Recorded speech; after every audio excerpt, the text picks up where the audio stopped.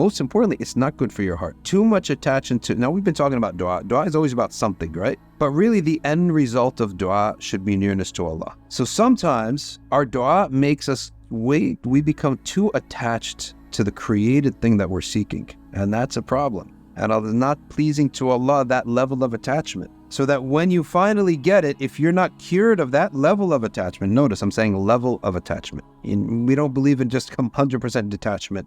So some attachment is part of life. In the Quran tells you must love Allah and His Messenger more than these other things. So it's admitting that we love these things.